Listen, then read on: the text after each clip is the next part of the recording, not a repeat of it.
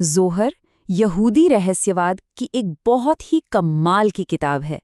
पर ये सिर्फ नियमों की किताब नहीं है, बिल्कुल नहीं। ये तो एक बहुत बड़ी, एक कॉस्मिक कहानी है। एक ऐसी कहानी जो हमें सीधा ईश्वर के इनर वर्ल्ड में ले जाती है। तो चलिए आज इस अद्भुत कहानी को खोलते हैं और देखते हैं कि ये डिवाइन लाइफ का नक्शा आखिर है कैसा। चलिए इस रहस्य को थोड़ा और समझते हैं।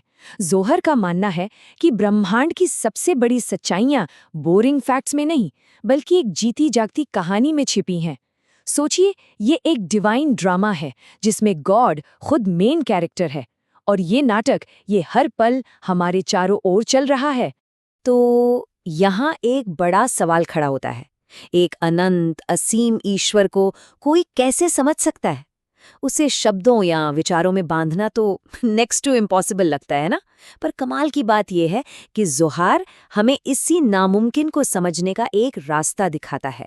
तो कहानी शुरू होती है आइन सोफ से। इसका मतलब है जिसका कोई अंत न हो।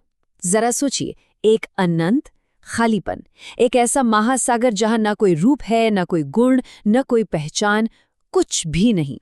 ये इतना विशाल है कि हमारी सोच भी वहां तक नहीं पहुंच सकती। यह हर चीज के बनने से भी पहले का परम शून्य है। और फिर उस अनंत खामोशी में एक पहली हलचल होती है, एक रहस्यमयी इच्छा पैदा होती है, खुद को जाहिर करने की, खुद को एक्सपीरियंस करने की। और बस यही हमारे कॉस्मिक ड्रामा का पहला सीन है। इसी एक पल में उस लिमिटलेस एग्जिस्टेंस ने खुद को लिमिट करने का सफर शुरू किया, जिससे हमारा ये पूरा ब्रह्मांड बना। तो सवाल ये है कि एक अनंत ईश्वर खुद को इस लिमिटेड दुनिया में कैसे दिखाता है? जवाब है सेफिरोट के जरिए।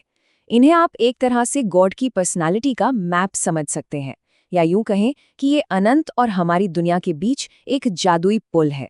ये वो 10 चैनल्स हैं जिनसे उस अनंत आइन सॉफ की एनर्जी हम तक पहुंचती है।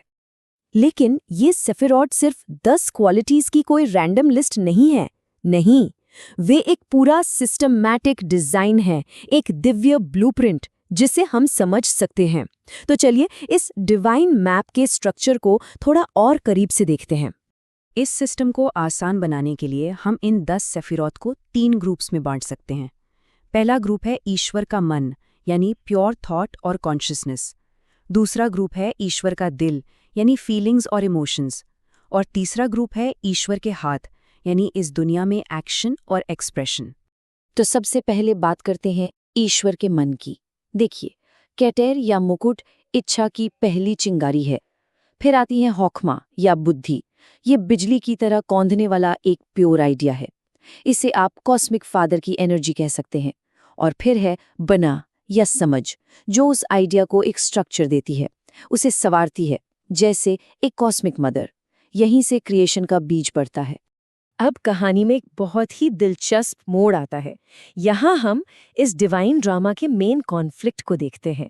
ये 2 ऑपोजिट फोर्सेस के बीच बैलेंस का एक लगातार चलने वाला डांस है। और ये डांस सिर्फ डिवाइन वर्ल्ड में ही नहीं, बल्कि पूरे यूनिवर्स में हर पल हो रहा है। इस नाटक के सेंटर में 2 फंडामेंटल डिवाइन इमोशंस हैं। एक तरफ है हेसेद, यानी प्यार, दया और बिना शर्त देने की इच्छा। ये एनर्जी बस फैलना चाहती है, बिना किसी रोक टोक के। और दूसरी तरफ है दीन, यानी जस्टिस, डिसिप्लिन और बाउंड्रीज बनाने की पावर। ये एनर्जी को कंट्रोल करके स्ट्रक्चर बनाती है।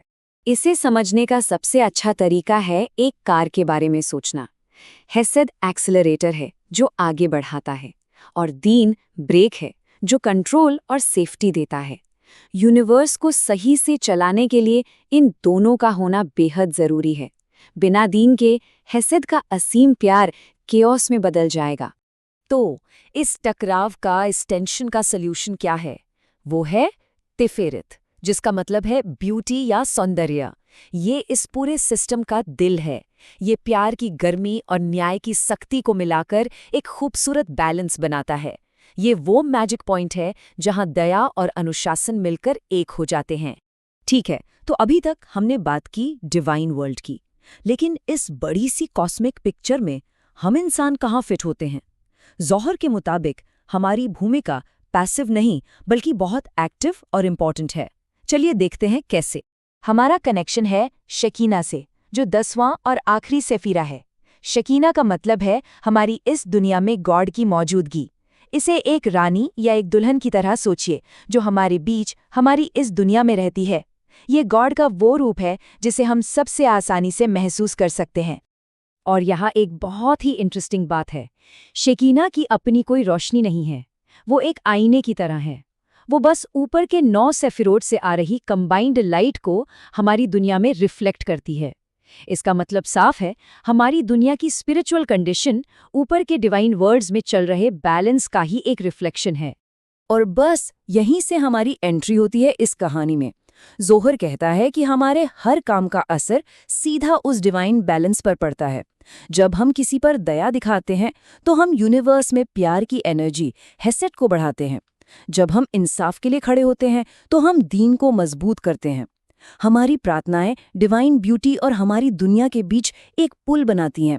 हम सिर्फ ऑडियंस नहीं हैं, हम इस डिवाइन ड्रामा के एक्टिव एक्टर्स हैं। और अब ये कहानी अपने अल्टीमेट गोल की तरफ बढ़ती है, एकता की खोज और इस बिखरे हुए ब्रह्मांड को फिर से एक करने का सफर। ये एक ऐसी खोज है जिसमें हम सब शामिल हैं।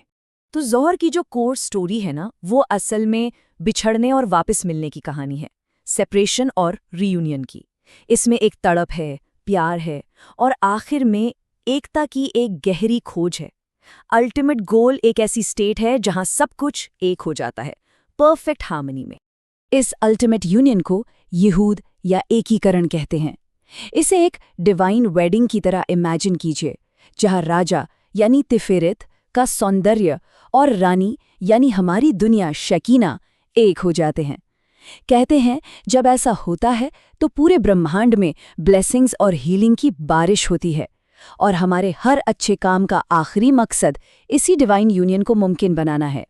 और ये पूरी कहानी इस सेफिरोटिक वृक्ष की तस्वीर में खूबसूरती से समा जाती है। ये सिर्फ समझने के लिए एक डायग्राम नहीं है, बल्कि एक लिविंग सिस्टम है जिसका हम सब एक बहुत ज़रूरी हिस्सा हैं। जब ये पेड़ बैलेंस में होता है तो डिवाइन एनर्जी आज़ादी से बहती है और हमारी दुनिया में हीलिंग और खुशहाली लाती है। तो चलिए आज का ये सफ़र इस एक सवाल पर ख़त्म करते हैं। अगर ये सच है, अगर ये पूरा ब्रह्मांड बिछड़ने और मिलने का एक डिवाइन ड्रामा है, तो इस कहानी में हम कौन सा किरदार निभा रहे हैं?